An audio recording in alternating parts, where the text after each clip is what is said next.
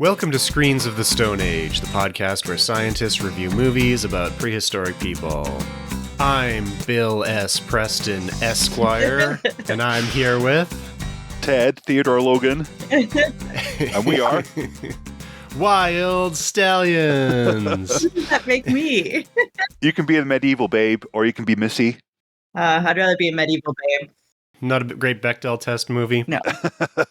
No, that is true. I'll be Joan of Arc. How about? Although her life is pretty horrible. Also a good choice. So today, we're recording episode 69, dudes, and that's the entire reason that we're doing Bill and Ted's Excellent Adventure. I was almost about to try and make the air guitar noise with my mouth, and I thought, no, that's horribly obnoxious. I'll put it in post. Okay. Excellent!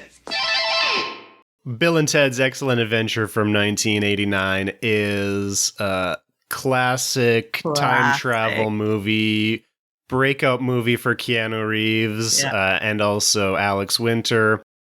Who wants to summarize this movie, which does have about a minute of the Stone Age in it, and I think we'll try and spend 15 minutes on that and stretch it out as much as we can.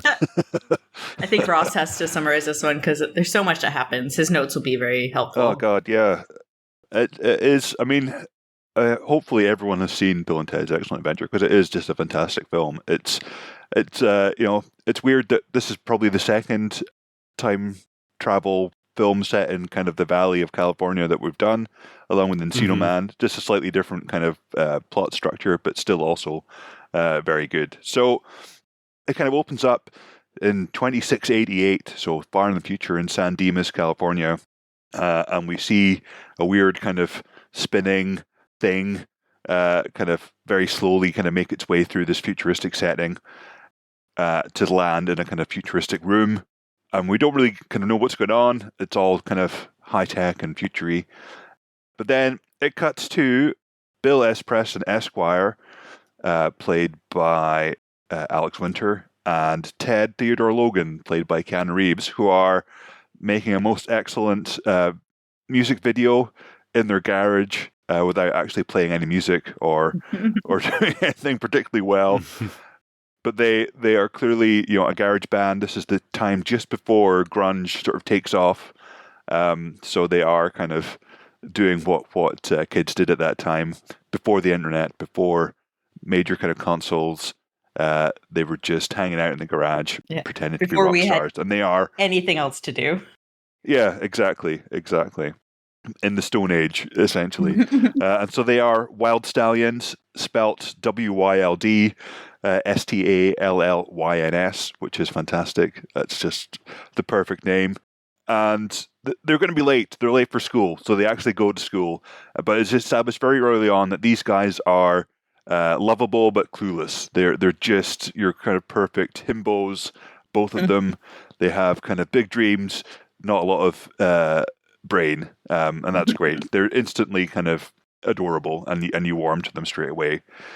So you see them in class. They're getting taught history by their teacher, who is very serious, very po-faced, and he asks a classic question of Ted, which is, who was Joan of Arc? And he replies, is that Noah's wife?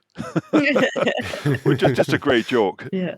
And that's not the answer. But the teacher calls them to the side at the end of class and says, look, you guys are not doing very well.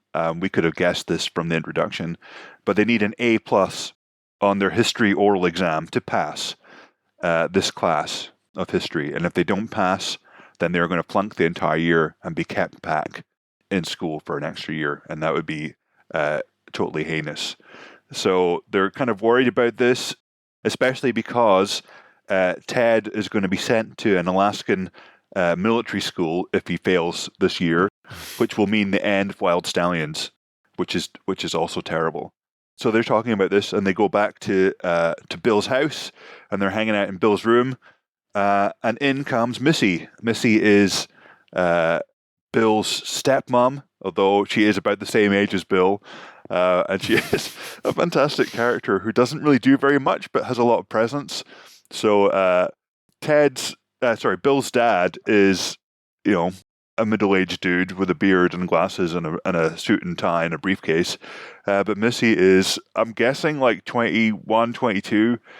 It's kind of implied that she was maybe a year or two above Bill and Ted in school because she knows their teacher. And we discover that Ted asked Missy to prom one time.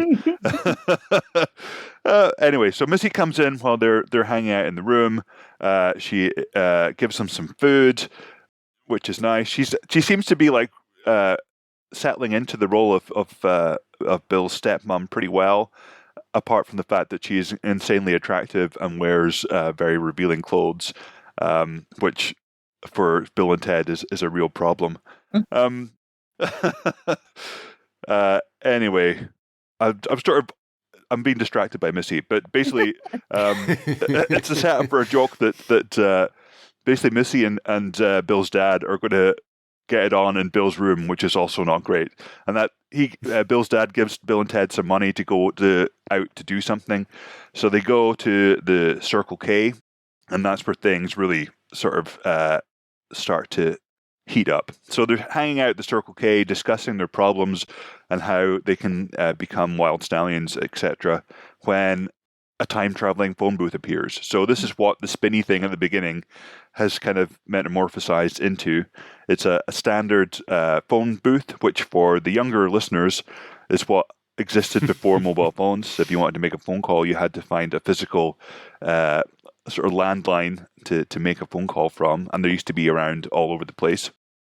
And they would have been fairly unobtrusive. So it's something that would just not stick out. If you want to disguise your time machine, then don't go for a DeLorean, but do go for a phone booth.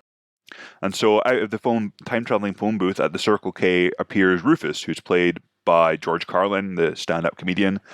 He is from the future. He's from 2688 San Dimas.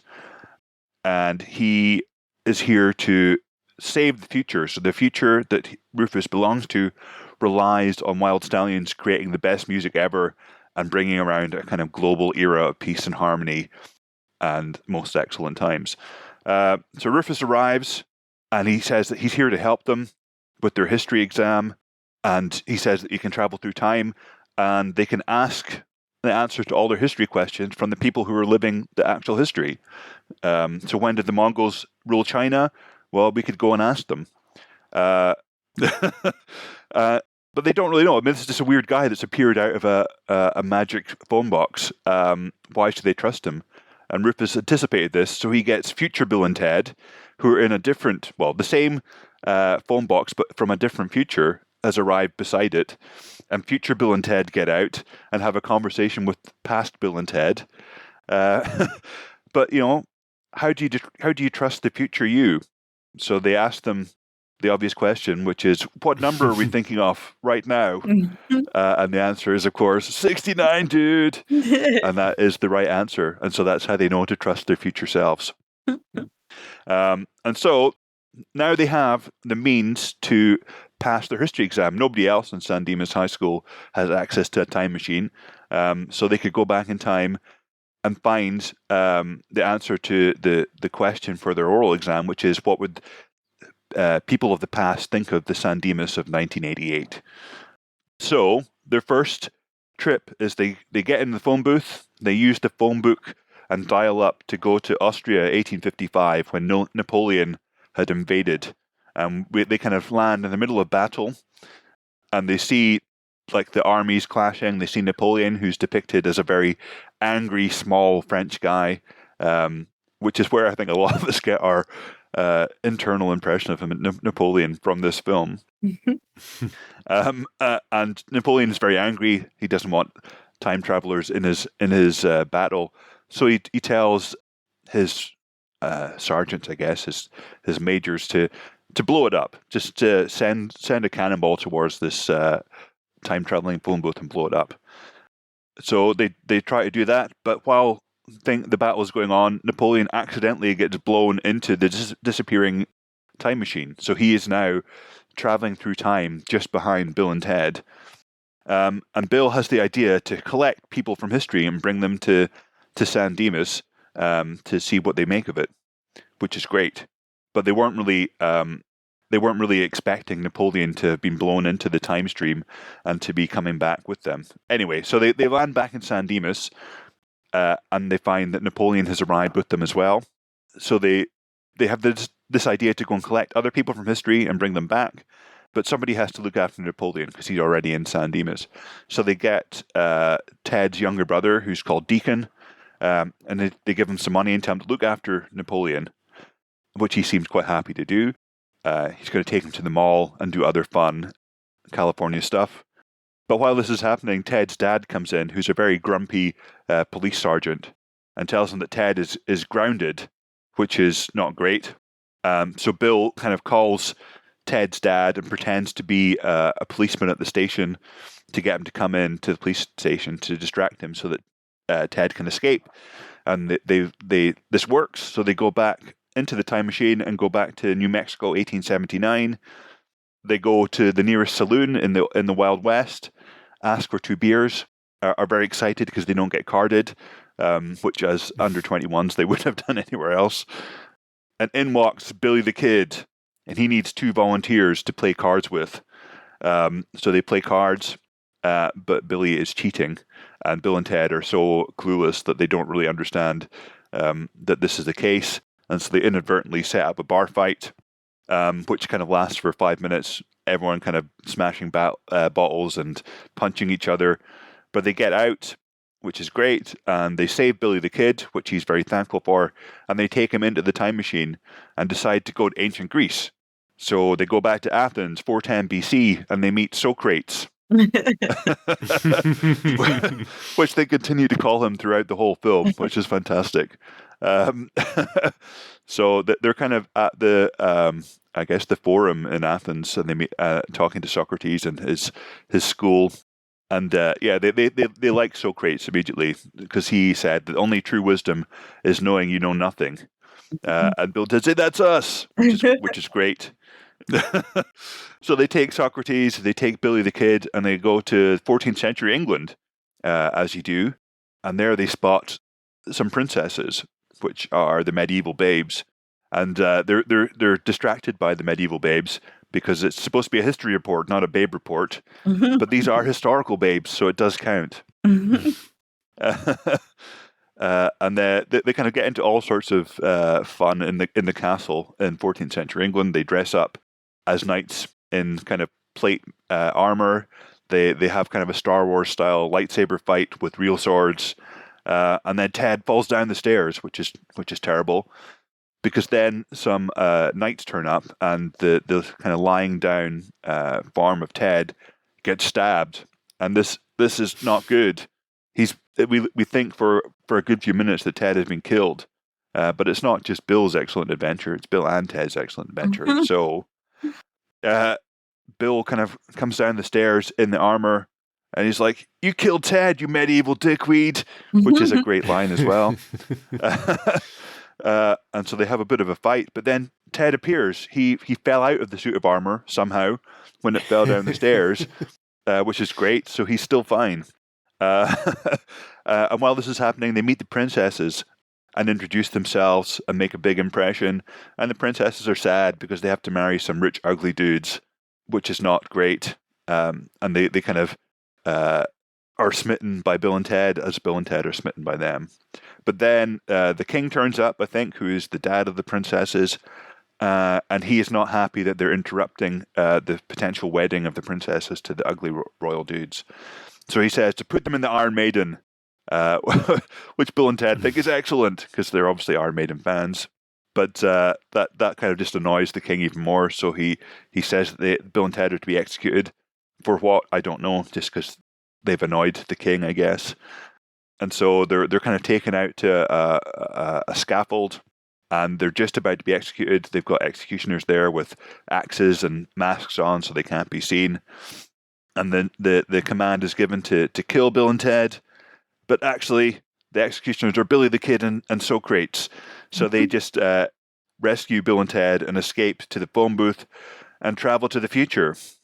And this is the future of the day before, where these are the future Bill and Ted meeting past Bill and Ted. And so that they have that nice kind of scene from the opposite perspective, where they ask them what number they're thinking of, because they know it's going to be 69, dude. And then they're like, wow, that conversation made way more sense this time. Yeah. Well, it's just great. And yeah, they say be excellent to each other and party on, dudes. And we see that Deacon's getting ice cream with Napoleon. Napoleon doesn't speak any English, but he does enjoy the Ziggy Piggy, which is a large ice cream sundae, which he eats most of, and doesn't allow the Deacon and his friends to eat anything off, which is great. While this is going on, Bill and Ted are time traveling again. They go back to Vienna, 1901, and pick up Sigmund Freud, who gets lassoed by Billy the Kid and taken into the phone booth. They go to Kassel, 1810, and pick up Beethoven while he's playing for release on the piano. They go to Orleans, 1421, and pick up Joan of Arc, who is not Noah's wife. They go to Outer Mongolia, 1209, pick up Genghis Khan by enticing him in with a Twinkie. And they go to the White House of 1863 and pick up Abraham Lincoln, which is great. And so now they've got a whole kind of suite of historical figures with which they can use to pass their history exam. But while they're traveling through time in this jam-packed phone booth, it's going a bit wrong. And we see that the phone booth has a broken antenna, which is not great. So that has to be fixed. We see that Napoleon is now playing bowling. He's bowling with Deacon and his friends, but he's a cheater. Of course he is. He's French. And he's rubbish. He's never bowled before, but he wants to win. But he's noticed cheating and being kind of argumentative as an angry small Frenchman, and he gets booted out of the bowling alley by the boss. And now he's kind of cut loose. Deacon has disappeared. So he's on his own, ready to cause trouble in 1988 San Dimas. Cut back to Bill and Ted. So they've stopped off in the distant past, and Bill is trying to fix the antenna. He does this by getting everyone to chew chewing gum, which they then use to sort of stick it back together. But they're observed by some cave people from the distant past. I don't think it says what time it is or where it is that they've landed, but it's a cave people time, and the cavemen are watching them, and they get frightened and chase them off. So now they take all the people back to San Dimas. They land at, I think, Bill's house, and Missy's there when they arrive. So they introduce Missy to Bob Genghis Khan, Socrates Johnson, Johnson. And they give them all these historical figures really obvious fake names. And they ask Missy to give them a ride because I think they want to go and pick up Napoleon from the mall. But Missy says they have to do chores. So they use all their historical friends to get the chores done really quickly. They have like Beethoven doing the windows, Genghis Khan doing the tidying up and all this sort of stuff. And that gets it done really quickly. So now they can go in the race against time to get all the figures together before the exam takes place. So Missy takes them to the San Dimas Mall. They're kind of running out of time. They've got not long until the exam starts. They find Deacon and ask him, "Where's Napoleon?" And he said, "Oh, I don't know. He just disappeared." And they have the conversation where Ted goes, "You've stranded one of Europe's greatest leaders in San Dimas." And Deacon replies, "Yeah, well, he was a dick." And he was. I mean, he's not wrong. And so now they have to think of where Napoleon would have gone. And so they use their intellect to think, if I was Napoleon in San Dimas, where would I go? And then they hit on the idea that he'd have gone to Waterloo, which is a very aptly named waterslide park in San Dimas. And that is indeed where Napoleon has gone.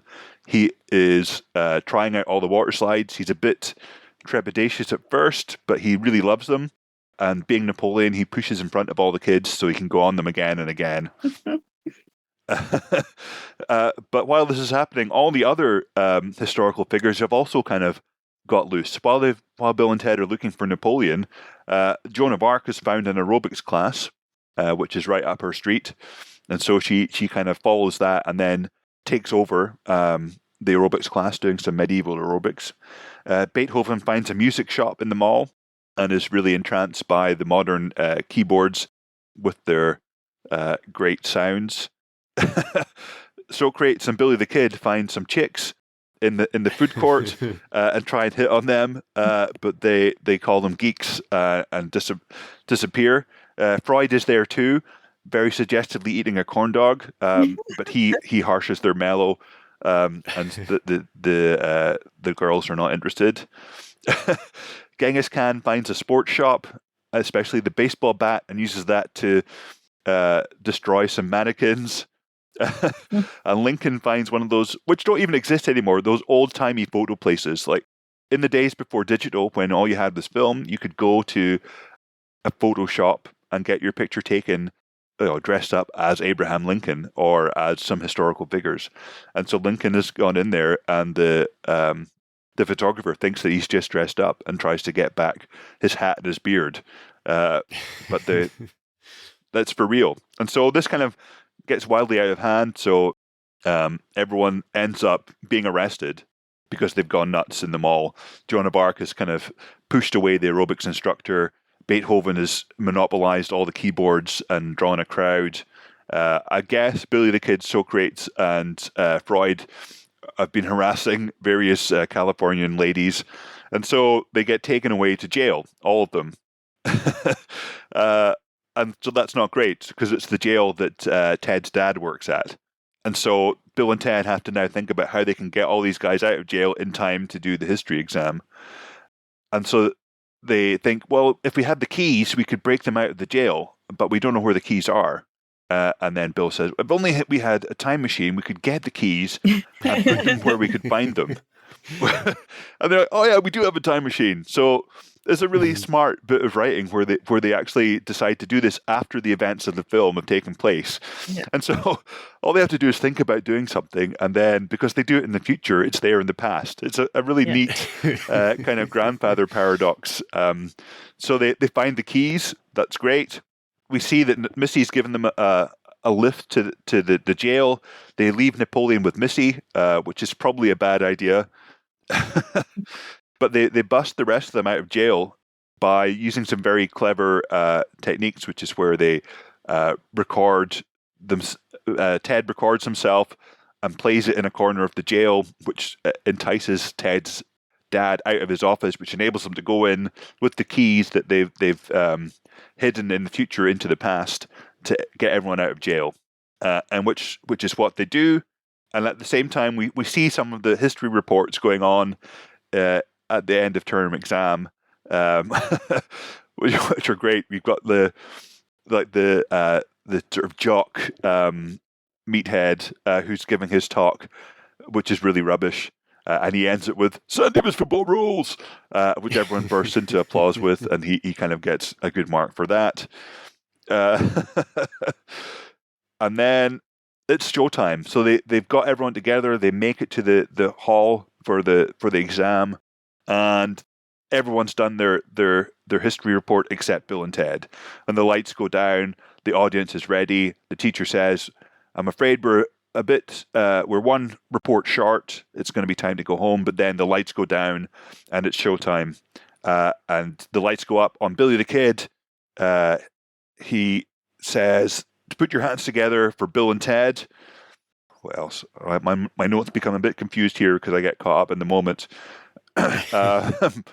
But Bill and Ted are introduced. They introduce all of their historical friends. While this is going on, Bill and Ted's dad, and Missy have made their way into the auditorium. That's great. You kind of cut between different scenes. So there's one great scene where Sigmund Freud is talking to Ted and analyzing him as part of the exam, and talks about how Ted's dad's aggression has been transferred onto Bill. And that's why they get on so badly and why he wants to send him to military school. And Ted sits up and goes, "Whoa," which has been used many times as a GIF, as a meme. Just a classic Keanu Reeves "whoa" moment. Mm-hmm. And Freud asks Bill if he would like to be analyzed, and Bill goes, "No way, man. I'm fine, apart from minor Oedipal complex," which is just So very good. And then we see some of the other kind of characters. We see Genghis Khan doing some kick-ass moves. We see Joan of Arc, who's introduced as Miss of Arc. We meet Beethoven and Napoleon. Napoleon has a little kind of skit where he talks about his plans and how he's going to invade Russia and how it will be his greatest success. And Ted says, "I don't think that's going to work, dude." And Napoleon gets very angry and kind of throws his dummy out of the pushchair and knocks all the pieces over and stuff, which is he also great. was going to put a giant water slide from Russia down to France. Yeah, he's so impressed by Waterloo that he's going to build a water slide. And then we meet the last character, which is Abraham Lincoln. So Abraham Lincoln has the stage, and he does a great address where he says, 407 minutes ago, I went on a most excellent adventure with Bill and Ted. And he ends it with saying that they are the kind of epitome of a proposition that was as true in my time just as it is true today. You have to be excellent to each other and party on, dudes. And at that point, the kind of the audience erupts in applause. The phone booth disappears. Bill and Ted get an A+. And that's it. They've passed their history exam and they're not going to flunk. And so now they kind of go back to their everyday lives. They're back in the garage making music, but nothing's different. And so they have a little bit of a conversation about how maybe they should get Van Halen to join in, or maybe actually they should learn how to play the guitar, which would be a great start for a musical career.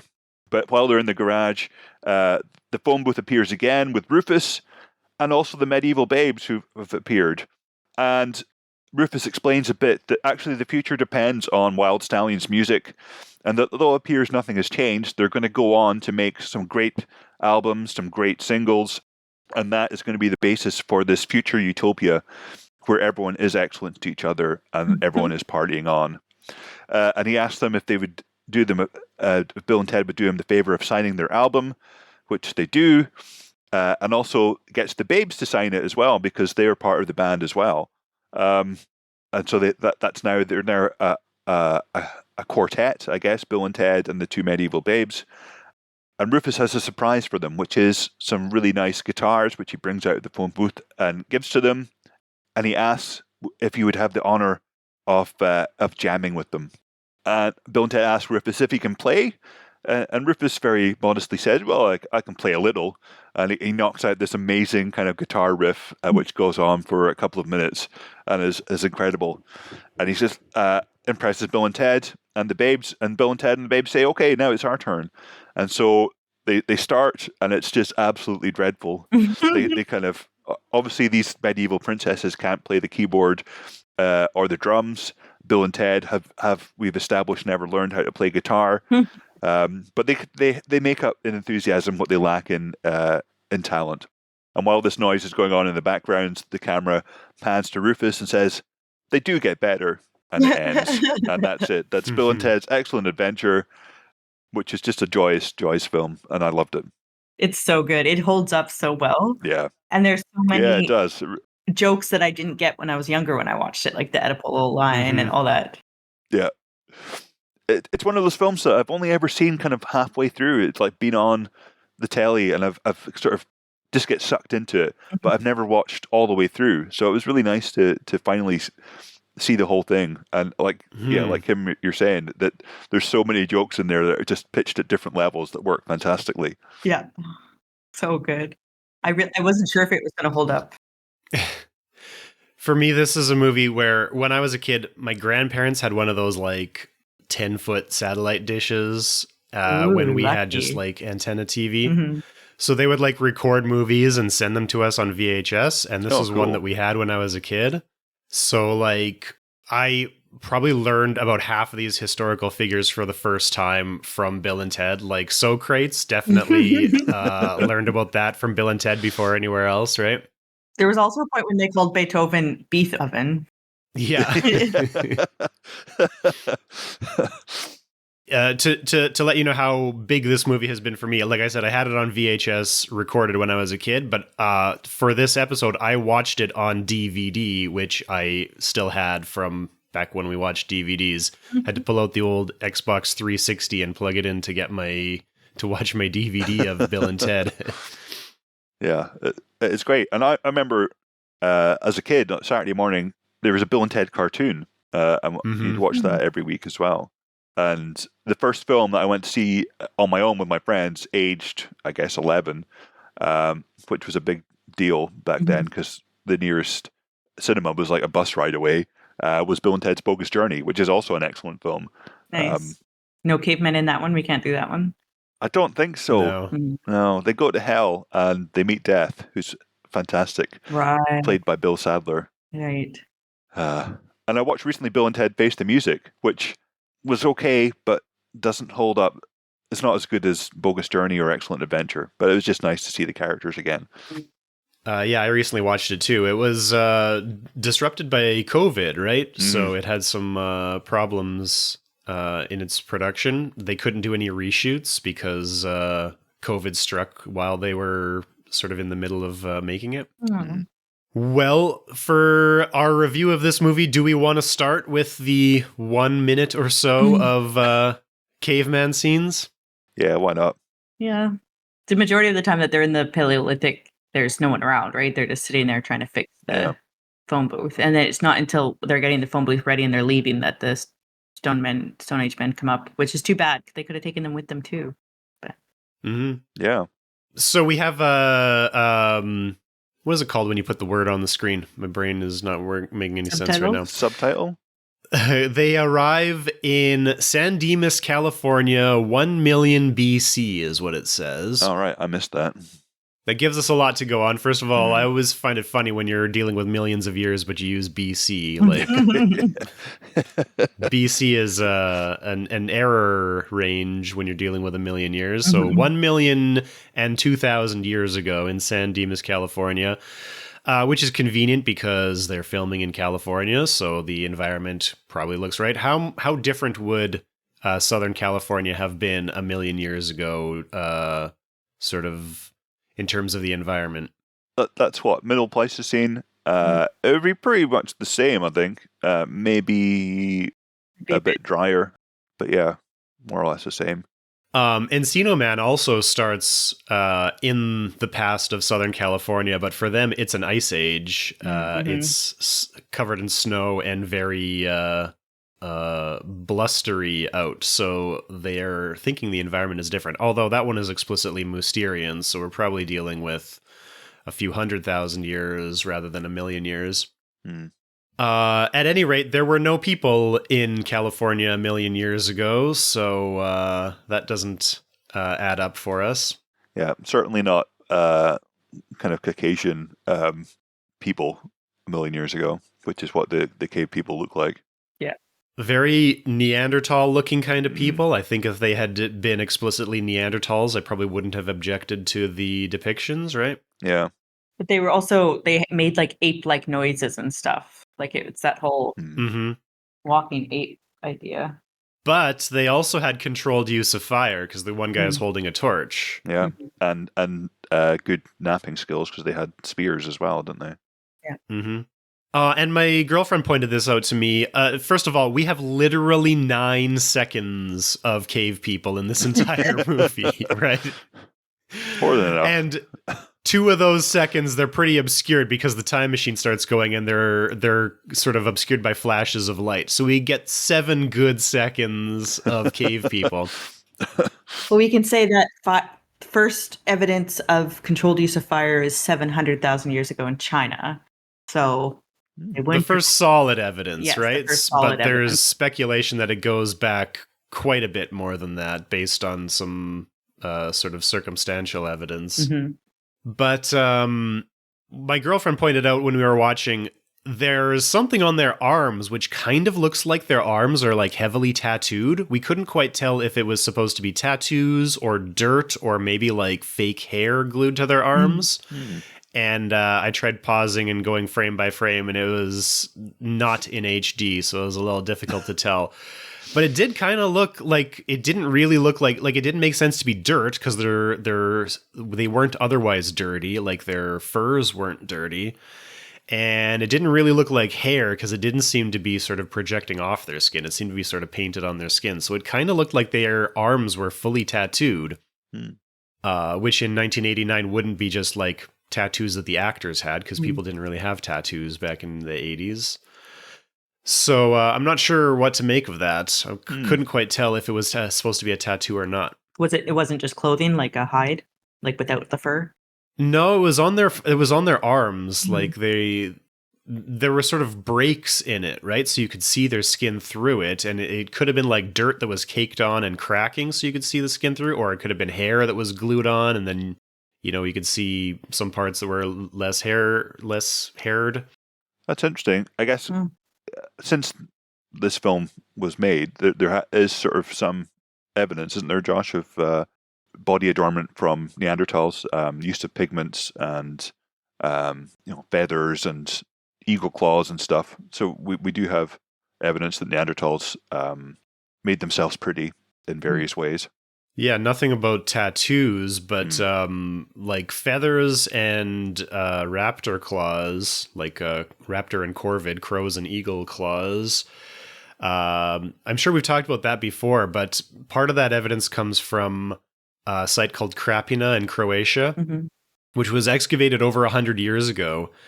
And they only recently discovered from the material that they dug up that people were exploiting raptors or corvids there because I can't remember what the story is, but somebody noticed something from another site where if you're cutting the claws and feathers off of a bird, there are particular bones where you get cut marks, but those bones don't have any meat, so there's no good reason to cut them if you're trying to get meat off of a bird. But if you're trying to get the feathers or the claws off of them, you would get cut marks in exactly these places.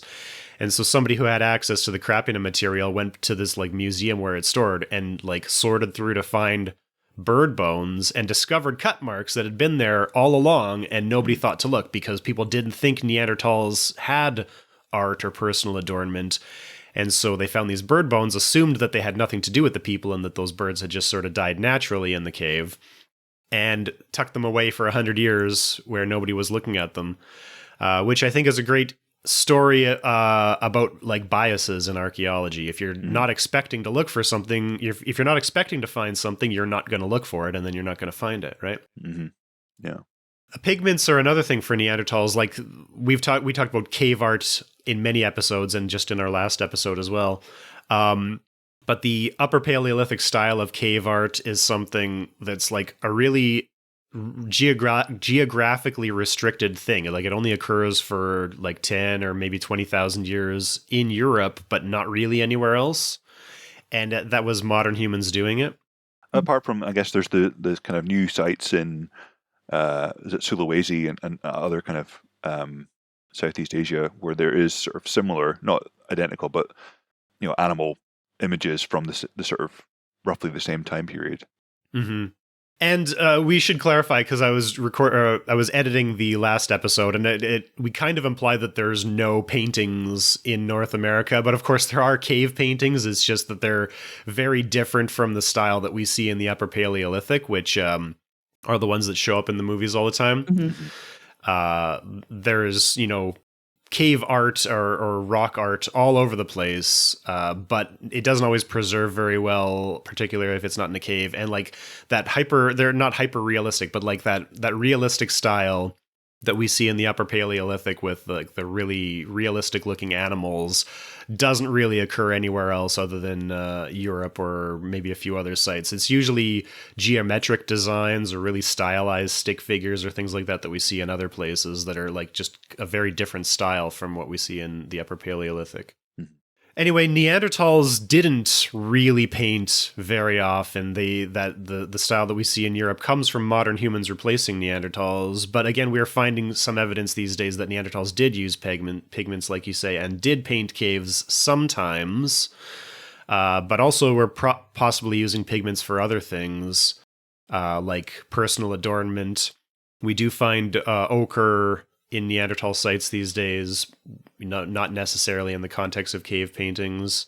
And also some things which could possibly have been like chemical fire starters. They could be using certain minerals for starting fires chemically.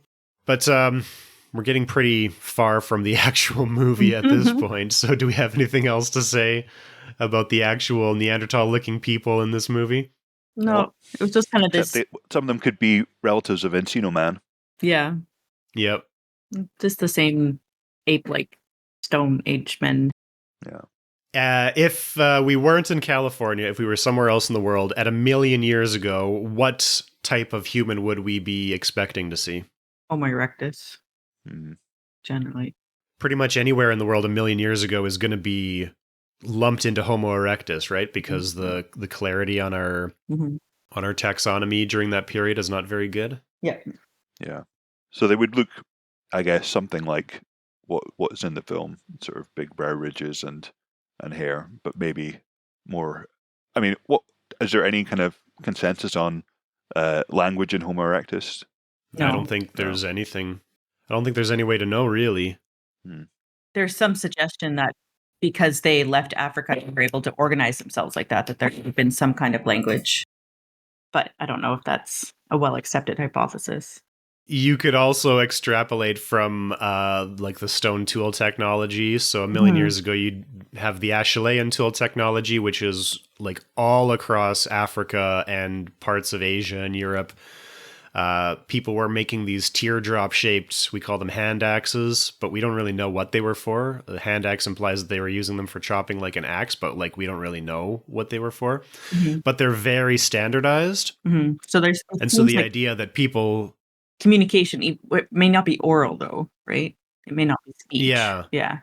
It may not be language, but there's definitely culture. There's, people are like sharing the information to produce this standardized shape. So there's clearly some sort of cultural knowledge being passed down. But then I guess where do you draw the line for language?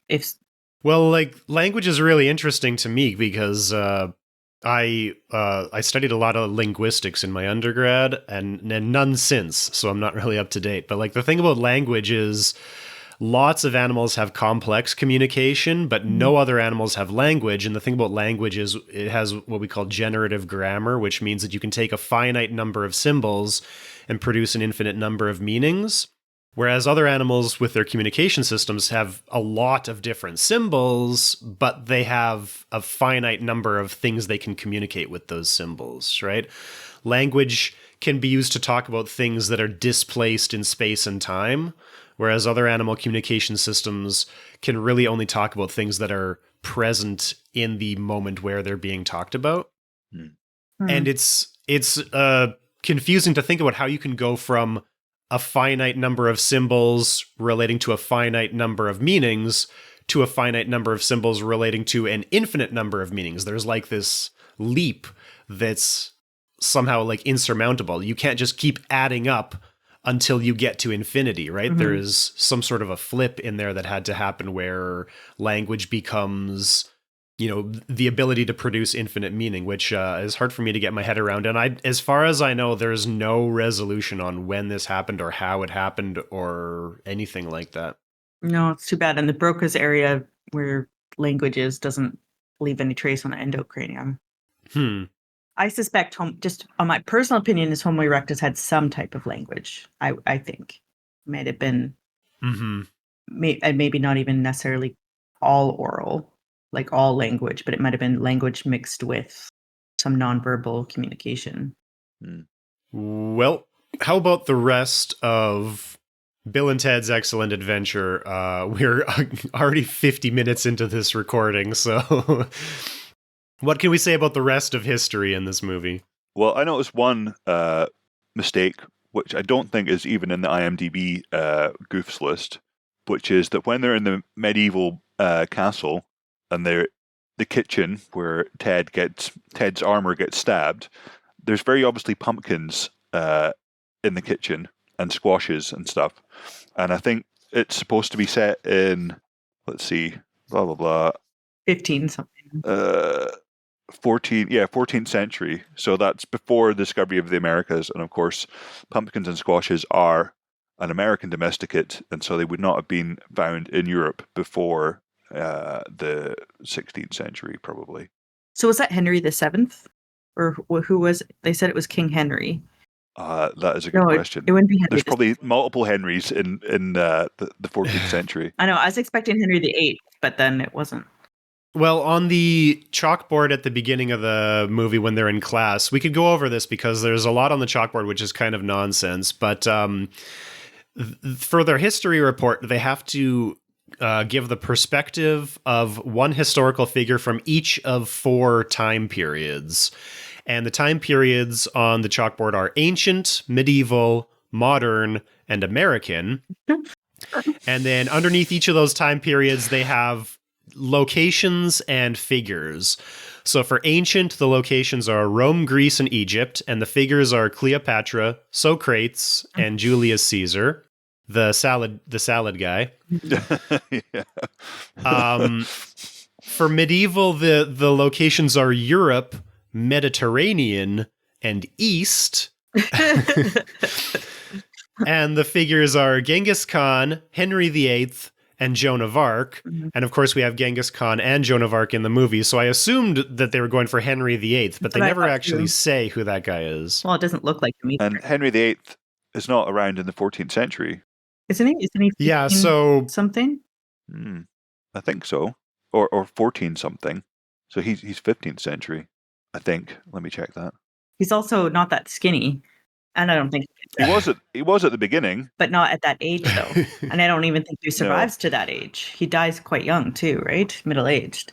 Well, so the other question is, we have the royal princesses who are presumably that king's daughters, if they're princesses.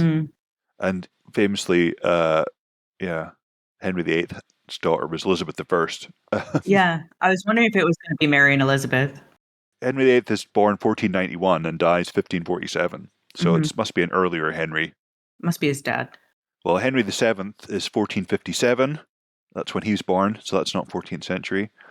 Henry VI is born 1421. Henry V is born 1386, but he was only king in 1413. Maybe they didn't look it up Henry and they just named him Henry. Well, I guess they probably thought, there's at least 8 Henrys. We probably can't go wrong with calling him Henry. Yeah.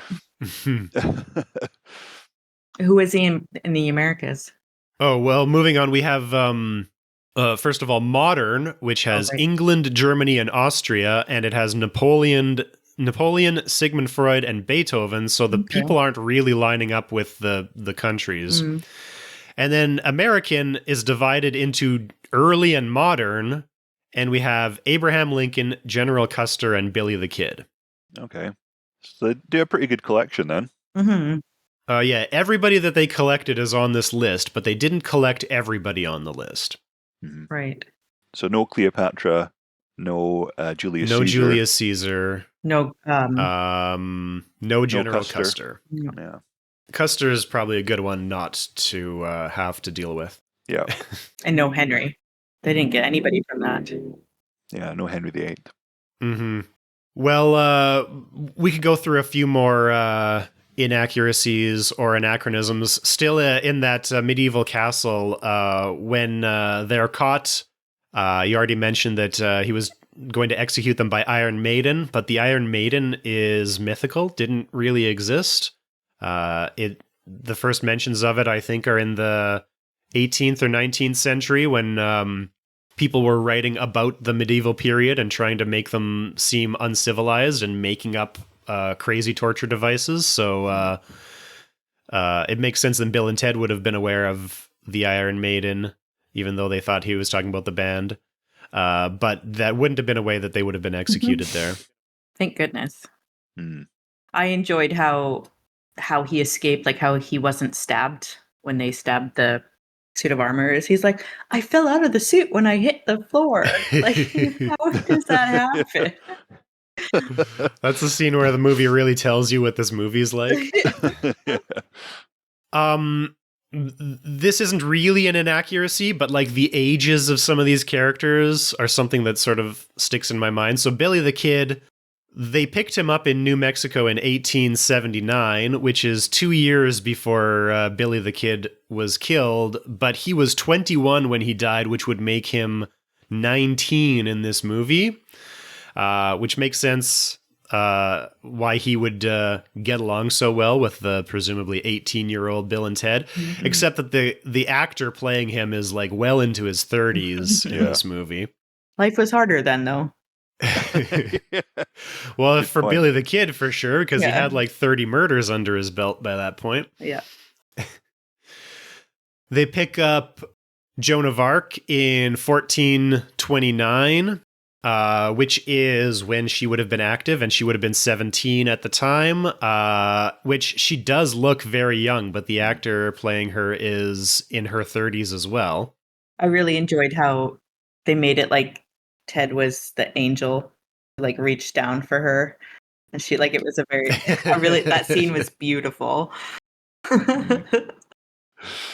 All of the actors for all the historical figures really make the movie. Like, they're all excellent in their portrayals. And I love the way all of them just like immediately are like totally with it. They're just following along. They're there for the ride. They don't know what's going on, but they're pretty cool with it, right? Yeah. Bill brings that up to Billy the Kid. He's like, Billy, you're really like dealing with this whole time travel thing like a child. I think my favorite though is Napoleon. He just that's whenever I think of Napoleon, that's what my mind goes to immediately. Just a small, angry French dude who would push in front of kids at a water slide park, and eat a big bowl of ice cream, and it's perfect, absolutely perfect. Cheat at bowling. Yeah. So the myth of Napoleon is that he was short, but was he actually short, or was that propaganda? I read recently that he was like 5'7", and that the confusion is because imperial British inches were different from imperial French inches, which is one of the sort of side issues of imperialism, is that their measurements are all over the place, and so his height in French inches was about 5'7", but if you take that same number and thought about it in British inches, then it would make him to be like some kind of dwarf. So the 5'7" is that 5'7" in the inches of today, or 5'7" is which is absolutely bang on the average for people of that time. Yeah, people today are taller than in the past few hundred years, not for evolutionary reasons, but for like just general healthcare and quality of life, nutritional. 5'7" does feel short to me, since I'm 6'3", so 5'7", I would still think he was pretty short. Everybody feels pretty short to me. Could you imagine though if if Napoleon came to modern times, and he's probably got a pretty big ego because he's a general, like kind of known. Most people in his situation do. So he'd come thinking that he's going to be like revered and stuff, and he finds out that everybody just thinks of him like small man syndrome. He has that named after him. He's like, I wasn't even little. He'd be so annoyed. Yeah. I'd love to see a Doctor Who episode. There's a new Napoleon movie, right? Has anybody seen that? No. We probably won't do it because it's not that old. Yeah. I would love to see the Doctor Who episode like they did for the Van Gogh, but for Napoleon.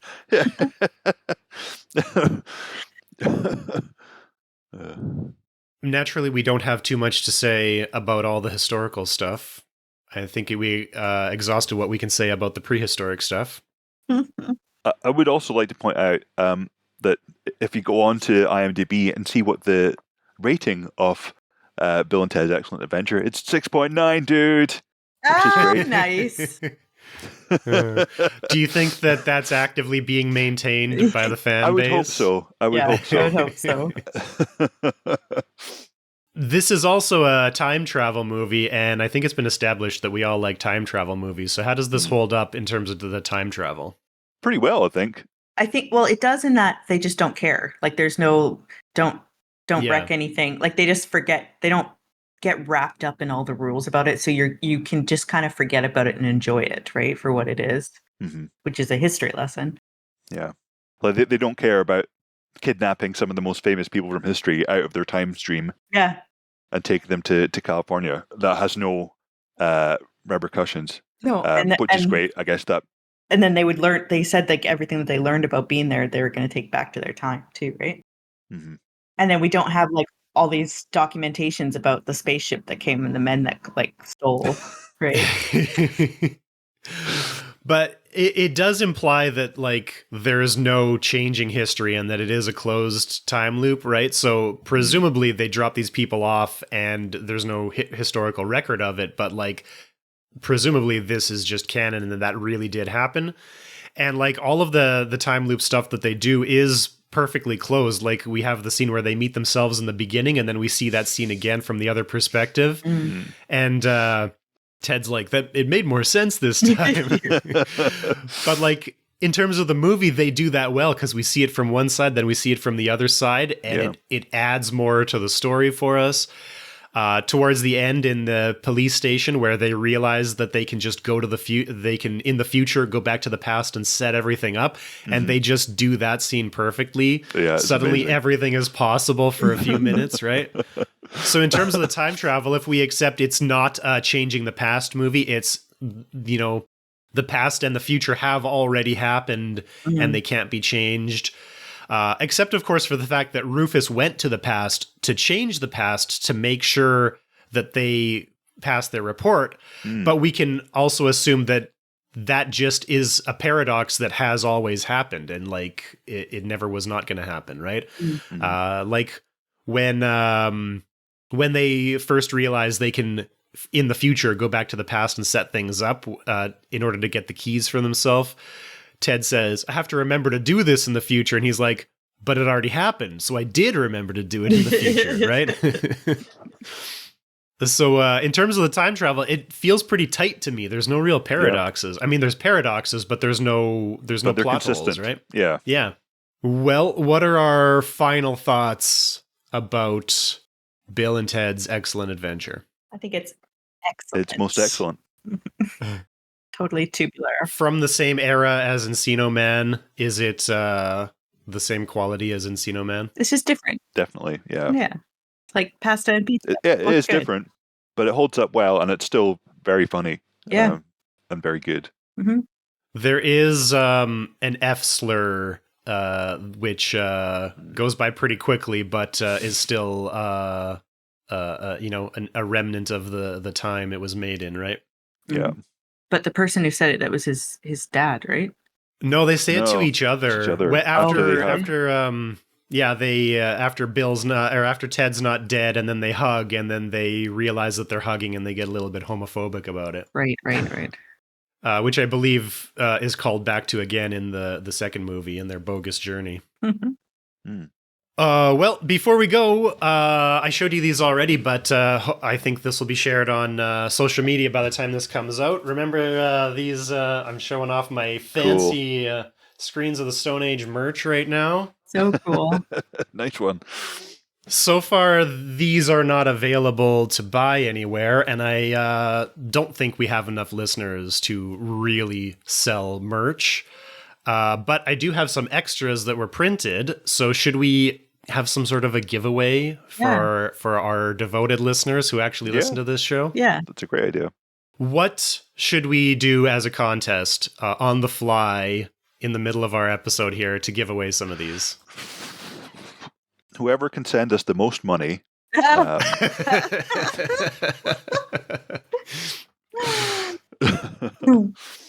Please send us Blue Yeti microphone or Rode Podcaster microphone. We'll give you a t-shirt. Soundproofing panels.